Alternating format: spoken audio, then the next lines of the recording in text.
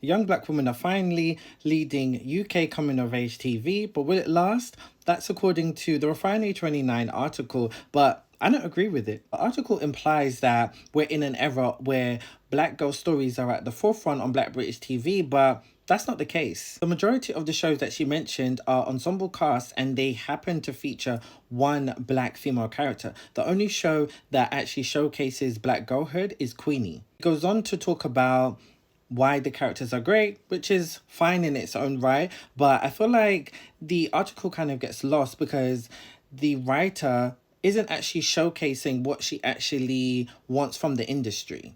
She's implying that she wants there to be a lot more promise and there was a lot more potential for a lot of these shows, or even some shows that have only aired a pilot, such as Big Age, which was a part of Channel 4's Back to Front Day back in 2021. She even compared the Netflix show Forever to Rye Lane and saying that Forever has had more of an impact from Rye Lane. But I feel like that's comparing apples to oranges. Rye Lane had its own impact. It was critically acclaimed, nominated for BAFTAs, and you can't really compare a show that only came out in May to a film that came out 2 years ago. I think it's fair to criticize the industry whilst also trying to educate your audience.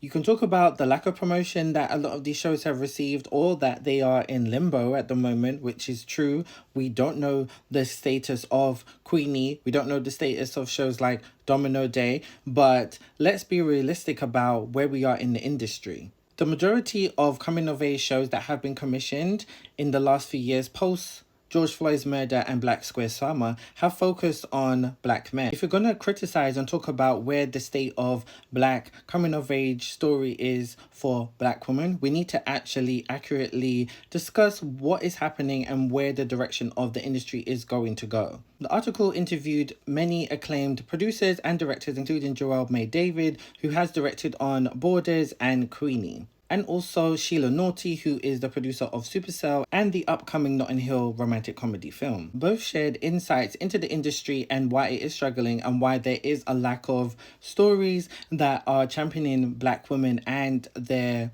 stories on television. Jarrell made a very good point that when it comes to Black British stories, they tend to have to be exceptional for them to even get commissioned or even last more than one season, which I agree with. There tends to be a lack of shows or lack of promotional push if there isn't the same usual tropes that will get non-Black audiences interested in watching the show. Tabi Kabuki, the writer of the article, also compared the length of episodes that the UK has compared to American shows, which, especially if they're on broadcast television, tend to have maybe 22 episodes per season. But I just feel like that's comparing apples to oranges. The UK is a lot smaller industry than America, so they can do 22 episodes, but the UK has always, in a way, been quite snobby, has prided itself on being able to have quality over quantity. Some of the best British shows tend to have only 6 episodes, but those 6 episodes are,